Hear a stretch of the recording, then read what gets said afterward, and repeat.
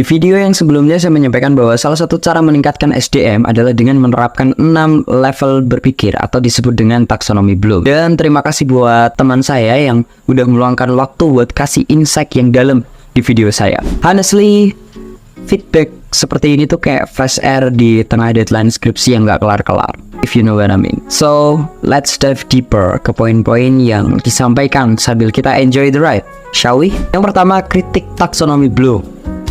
Fokus pada kognitif aja. Yap, betul banget, taksonomi Bloom emang banyak dikritik karena fokus utamanya di aspek kognitif. Tapi, to be fair, Bloom sebenarnya juga bikin ranah lain kayak afektif dan psikomotorik. Cuma ya, klasik banget lah, kadang dunia pendidikan itu suka bias ke aspek yang kelihatan, alias nilai-nilai akademik dan kemampuan berpikir lo.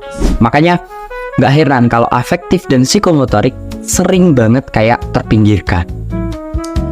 Tapi emang valid sih concern bahwa pengembangan pendidikan idealnya harus komprehensif. Sekedar jago mikir doang nggak cukup kalau nggak dibarengi sama keterampilan komunikasi dan motivasi intrinsik.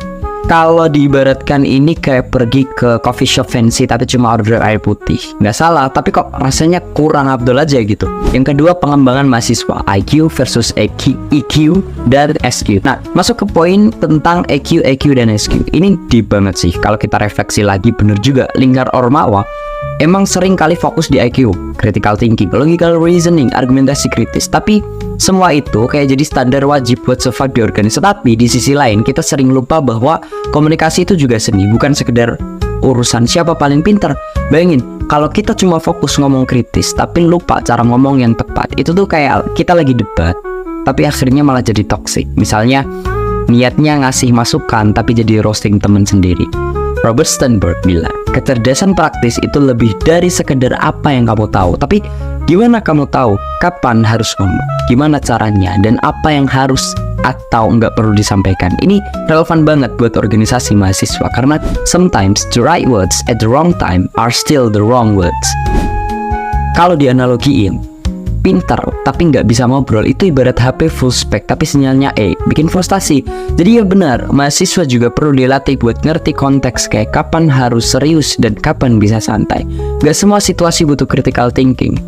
Kadang kita cuma perlu ngerti perasaan orang lain. Yang ketiga, sepinya minat di Ormawa. Where did we go wrong? Jadi kenapa organisasi mahasiswa sekarang kurang diminati? Bisa jadi salah satunya karena terlalu fokus ke prestasi, argumentasi, dan visi misi formal. We get it, being critical is cool and all, tapi kalau itu doang yang kita kejar, ya bosen juga. Mahasiswa tuh juga butuh ruang buat belajar soft skill, kayak negosiasi, teamwork, dan bercanda, tapi tanpa toksik.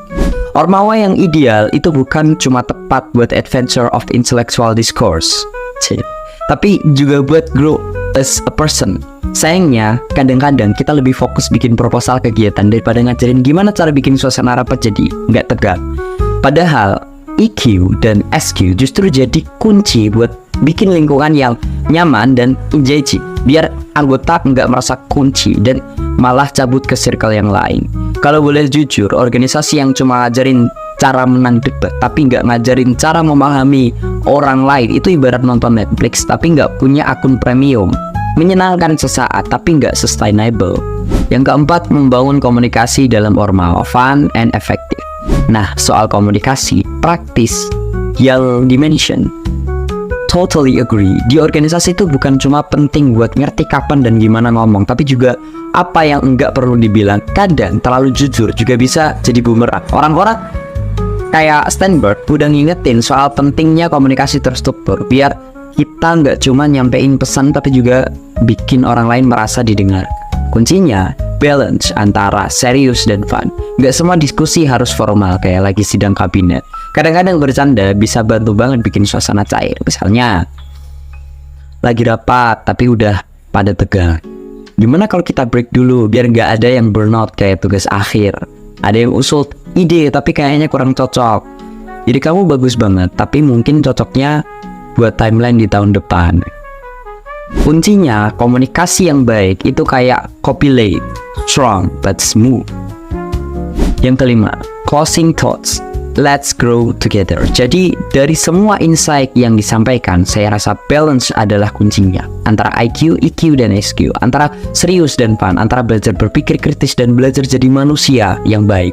Organisasi mahasiswa yang ideal adalah yang bukan cuma melatih otak tapi juga membangun hati dan sikap. Mungkin kedepannya kita perlu lebih fokus untuk bikin kegiatan yang gak cuman tentang debat atau lomba karya ilmiah, tetapi juga tentang pengembangan diri dan body.